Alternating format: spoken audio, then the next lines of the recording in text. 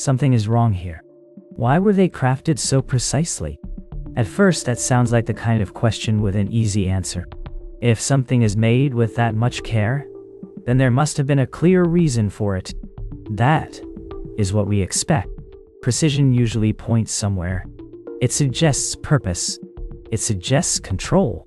It suggests that whoever made them knew exactly what they were doing. And for a moment, that feels solid enough. You can accept that. You can stay there. But then the precision starts to feel a little too exact. Not just careful. Not just deliberate. Exact in a way that asks for more than the usual answer. Because if it was only about making them well, then some of it should feel ordinary. Some of it should feel practical. Some of it should stop at good enough. But it does not stop there. It keeps going past what you expect, past what seems necessary, past the point where precision feels reassuring. And once you notice that, the question changes its weight. Why were they made so carefully? Why that level of control? Why that much effort? Why shape them so precisely? So why were they crafted so precisely? A clear quartz skull sits alone on dark velvet inside a museum case. And at first, the precision seems to answer its own question. The face is balanced left to right. The teeth are individually indicated. The brow, cheekbones, and jaw resolve into a human form without hesitation. If an object was meant to hold sacred force, this is how it would be made. Not rough, not approximate, but exact enough to command attention before anyone explained it. That impression grows in the collector photographs. A crystal skull appears beside carved stones from a Maya ruin, and the pairing does quiet work.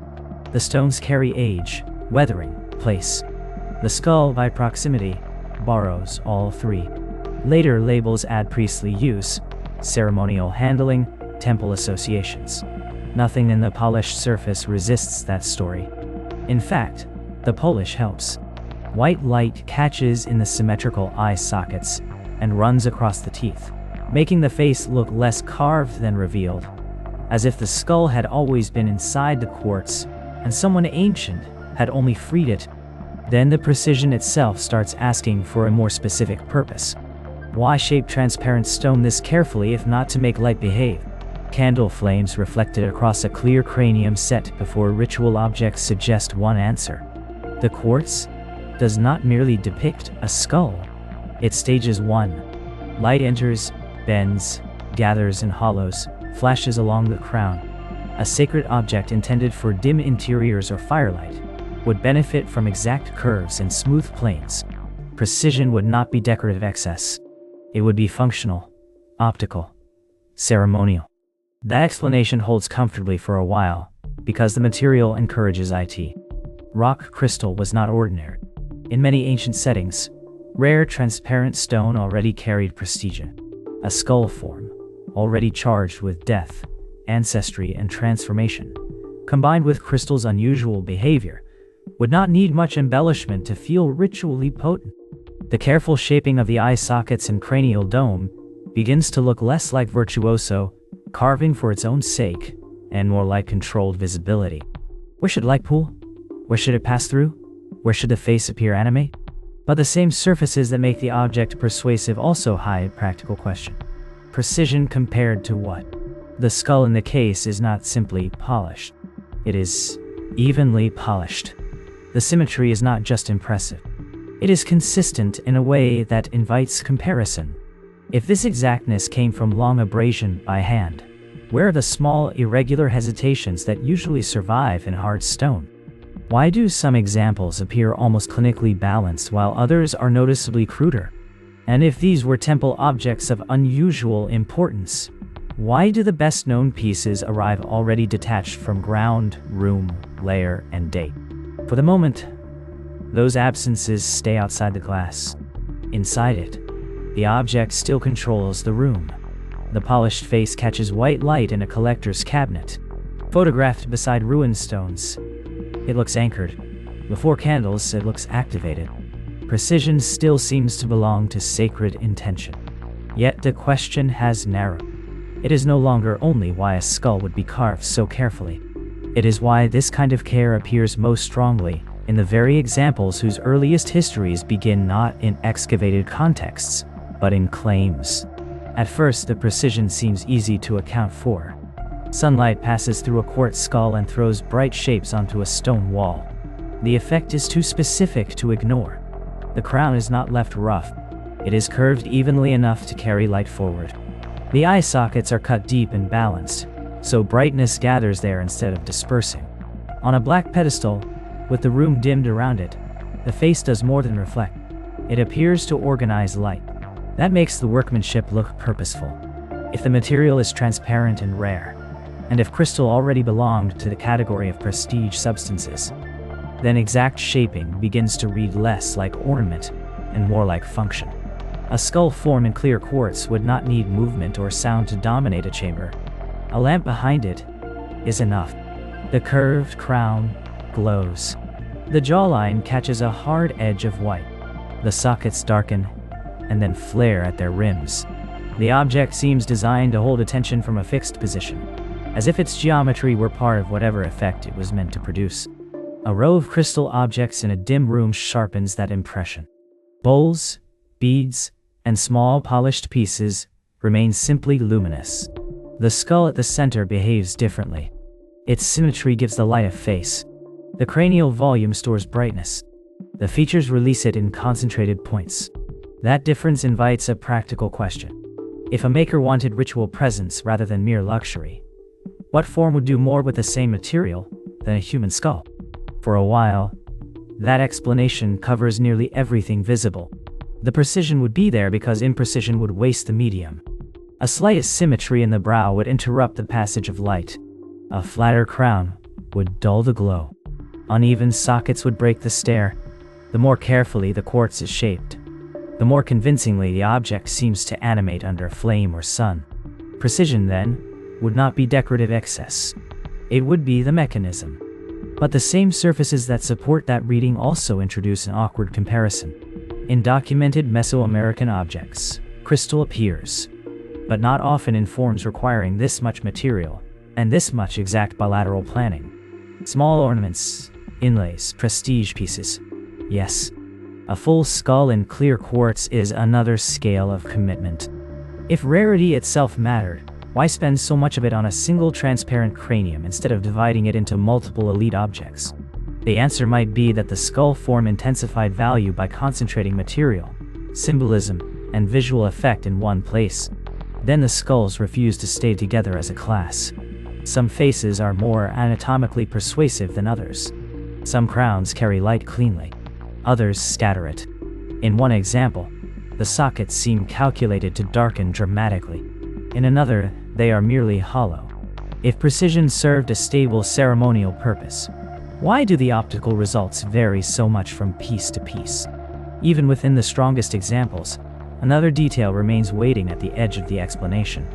The polish is so even that the light behavior depends not only on shape, but on surface regularity across cheek, brow, and jaw. That raises a narrower question than ritual use. What kind of finishing produced such consistency on hard quartz, and when?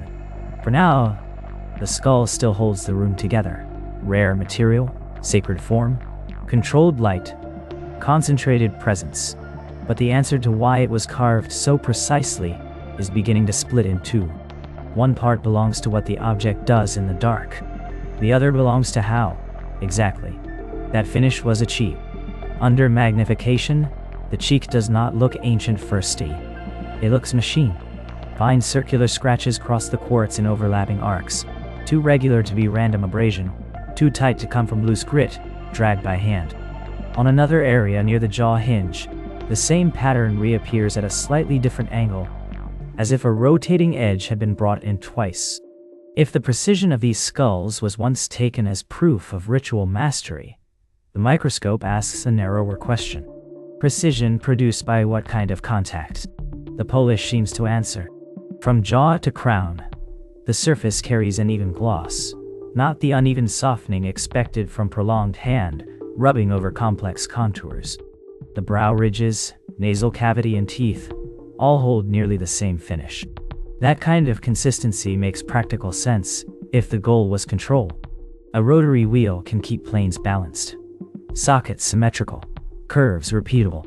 Suddenly, the exactness no longer needs lost ceremonial optics or vanished techniques. It can come from a workshop concerned with regularity. Then the dates begin to sit too close to the object. A crystal skull rests on a padded tray beside type dealer labels, and the paper trail starts decades after the Great Excavation era that supposedly should have produced such a thing. No field number, no trench note, no burial inventory. Only a documented appearance once collectors were already searching for striking Mesoamerican pieces. If the carving was modern, the precision also becomes easier to explain. Exactness was part of the disguise. A convincing relic would need more than a skull shape. It would need confidence in the line of the jaw, balance in the eye sockets, a finish that looked deliberate rather than crude. A museum drawer adds another detail without resolving the first. Beneath one quartz skull, a display card names a Paris dealer. That fits too neatly. European market connection, late appearance, machine-like abrasions. The pieces begin to gather around commerce rather than temple use.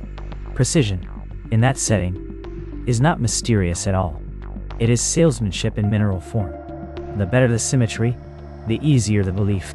But the scratches are not distributed everywhere in the same way. Some zones show circular abrasion clearly. Others are so heavily polished that the earlier working traces are nearly erased. Why spend that much effort removing evidence of manufacture unless the finish itself mattered beyond simple shaping? And if the point was only to imitate age, why leave the overall surface so uniformly bright? Excavated stone rarely looks like this. The polish does not mimic burial wear. It stages visibility. Under laboratory light, the skull shines almost too evenly, every contour ready to catch illumination. The eye sockets darken while the crown throws back a clean reflection. That raises a different practical question. Was the precision meant only to persuade a buyer at close range, or also to perform under display conditions? Cabinet light, candlelight, museum light? The same features that suggest modern tools also make the object unusually effective as spectacle. So the abrasions explain the means. The labels explain the route. The polish keeps asking about the purpose. If exact carving was only forgery, why does the finish seem calibrated not just for credibility, but for effect? On the shop shelves, the quartz skull does not sit alone. Unprovenant stone figures crowd around it, each with the same useful silence. No trench number, no burial sketch, no field photograph. Only the confidence of age arranged for sale. In that setting, the skull's precision begins to look less like devotion than strategy. The cheek planes are even. The teeth line up cleanly. The polish is so complete that the object reads instantly from across the room. If a buyer wanted an ancient wonder, roughness would need explanation. Finish would not. Precision could do the work of provenance before any paperwork appeared. That seems to account for the Victorian cabinet as well. Behind glass, a quartz skull stands among feathered headdresses and codex facsimiles, exactly where a collector would want it. Legible, exotic, and self-authenticating. A piece like that did not need to be excavated in public, if it could persuade in private. The more exact the carving, the less room there was for hesitation. Symmetry suggested intention. Transparency suggested rarity. A skull, already loaded with Mesoamerican associations in the European imagination, needed only enough technical finish to look too difficult to be recent. Precision, then, was not excess. It was salesmanship. But workshop bench introduces a practical question the cabinet cannot answer. Rotary tools lie beside polishing wheels, and next to them a half-finished crystal cranium already carries the same controlled curvature seen on the famous examples. The sequence becomes visible in reverse. Rough blocking, wheel shaping, surface refinement, final gloss. If modern tools could produce the effect efficiently, then precision was not merely persuasive. It was manufacturable. That makes the skulls easier to place in the 19th century market. Dealers needed objects that looked singular, but could be supplied more than once. Quartz carving centers with modern equipment could meet that demand. Yet if efficiency was the point, why carry the finish so far? Some surfaces are polished beyond what a cabinet viewer would notice. Interior transitions around the jaw and cranial base are smoothed, where shadow would hide minor irregularities. Commercial logic explains the existence of the objects, but not always the degree of exactness. Was the extra labor meant for close inspection by museums? For lamplight display? For the reassuring weight of technical perfection when a collector lifted one from velvet and turned it toward the window? The storeroom drawer sharpens that problem. A crystal skull lies in padded isolation with a dealer tag, but no field number. No excavation record follows it into the museum, only a commercial identity. That absence fits the market explanation almost too neatly. Dealers supplied institutions with pieces detached from fine spots. Museums accepted them because the objects themselves seemed to justify belief. Precision again appears useful. It could bridge the gap left by missing archaeology. Still, the drawer leaves one awkward detail in place. If the dealer tag is the earliest secure record, then the skull's authority had to be built into the object before the museum ever named it. Not just beauty then, not just workmanship. Something in the exact carving had to survive scrutiny, display, and cataloging long enough to stand in for origin. The question is no longer simply who made these skulls for sale. It is why the carving was calibrated so carefully that polish, symmetry, and anatomical plausibility could function as evidence where evidence was missing. The precision first looks easier to explain once the quartz skull is taken out of the dealer's cabinet and set against excavated material. In one tray, a carved stone skull from a documented tomb lies under a typed site label and inventory number. Its planes are simpler, the teeth less even, the brow slightly asymmetrical.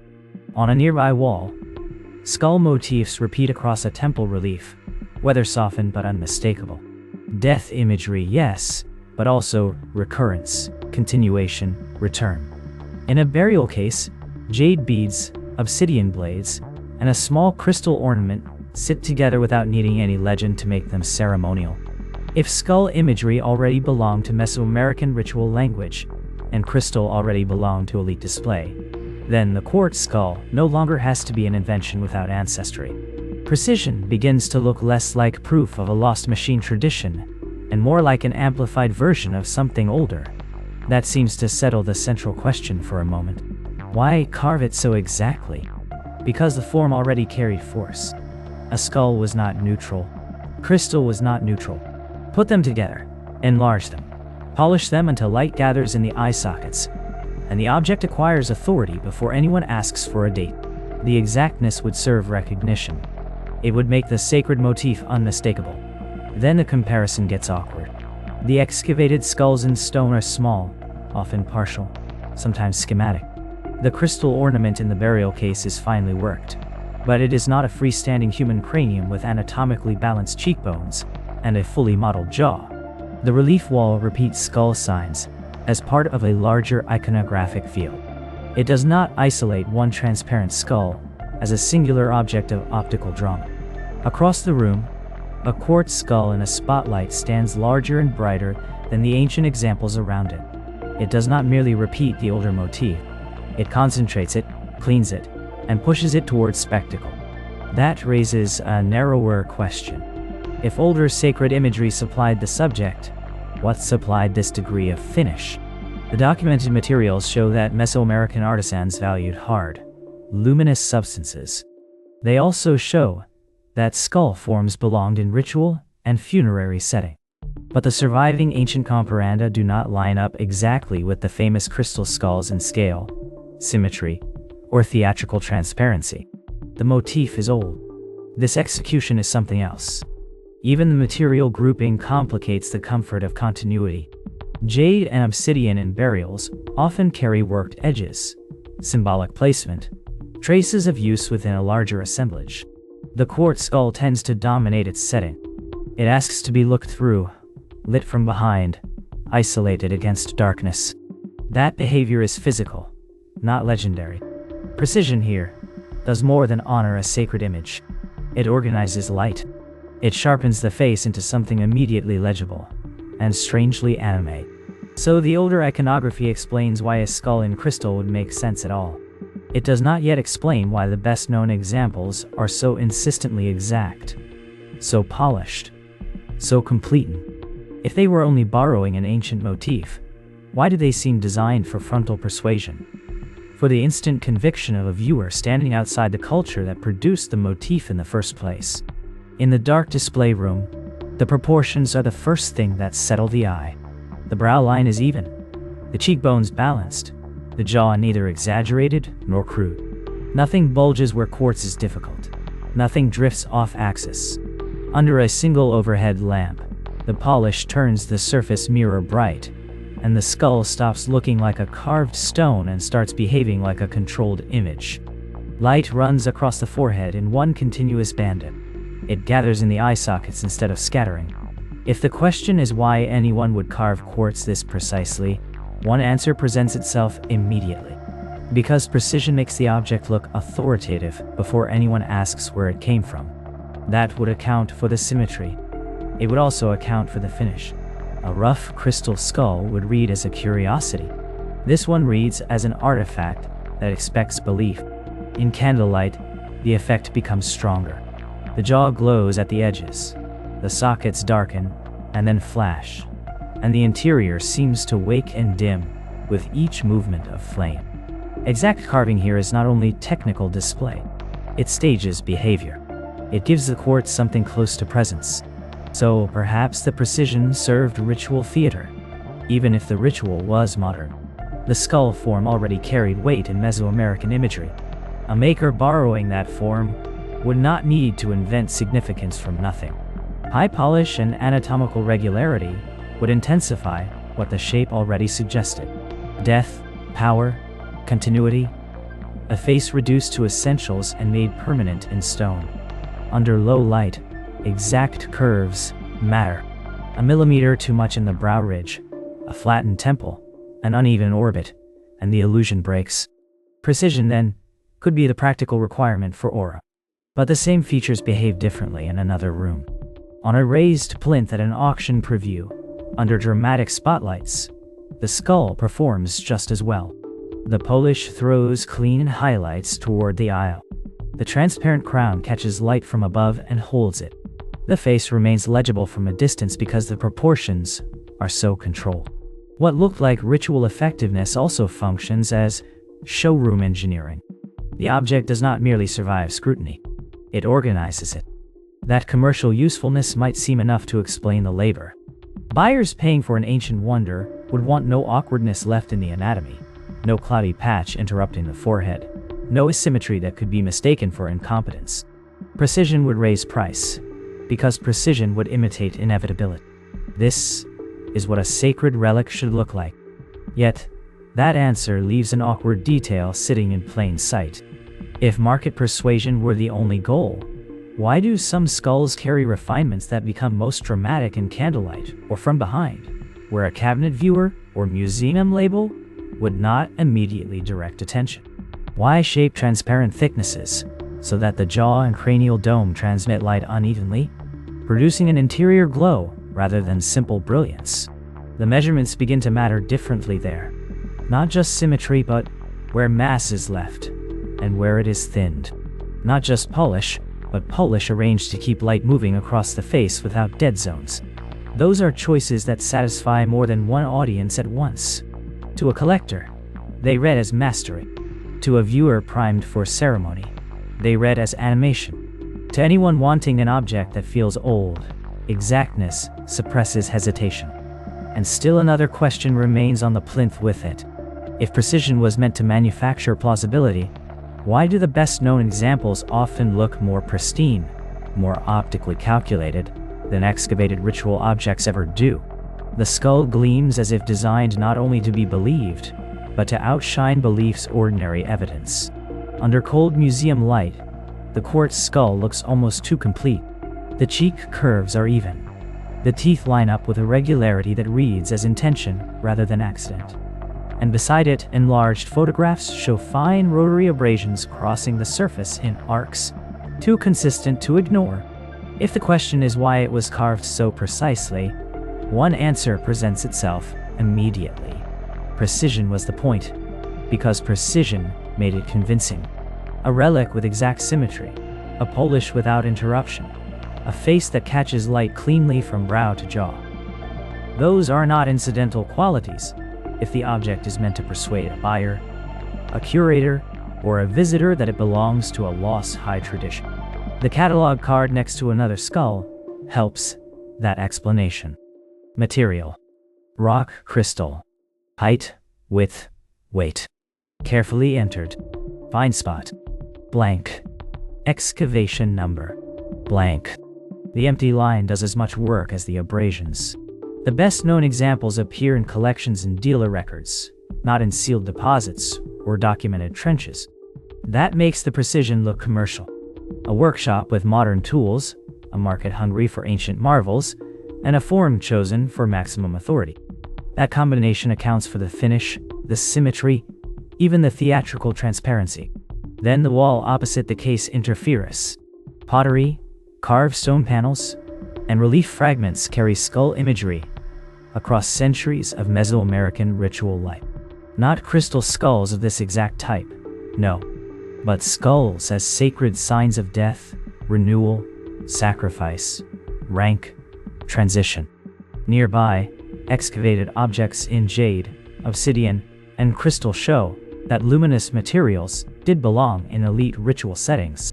So the quartz skull was not invented in a vacuum. If a modern workshop made it for sale, why choose this form so insistently, and why refine it to such anatomical plausibility? Mere novelty would not require this much discipline. The skull in the sealed case offers a practical answer. Its polish is not only smooth, it is optical. Light enters through the crown and gathers in the eye sockets. The nasal cavity darkens while the forehead glows. Under display lighting, the face seems to organize the room around itself. Precision here does more than imitate age. It controls how the object behaves. A rougher carving would still be a skull. This one stages an effect. Under candlelight or a lamp, the exact curves turn quartz into something almost animate. That seems to settle the matter again. Precision served spectacle. Ancient symbolism supplied the form. Modern tools supplied the finish, and the result was built to look ritually potent, whether or not it had ritual use. But the comparison with excavated material keeps reopening the question. The ancient skull carvings in stone nearby are smaller, less pristine, more varied in proportion. They carry wear, breakage, context. The quartz skull stands apart not only in material, but in ambition. If it was made simply to satisfy collectors, why preserve so much symbolic credibility instead of pushing further into fantasy? And if it was meant to echo sacred imagery, why do the most persuasive examples arrive without secure archaeological recovery at all? The polished face remains fixed behind glass, cleaner than the provenanced objects around it, supported by evidence that points in two directions at once, toward modern manufacture and toward a careful study of older sacred forms. The precision still explains the object's power. It does not yet explain which audience that power was first calculated for.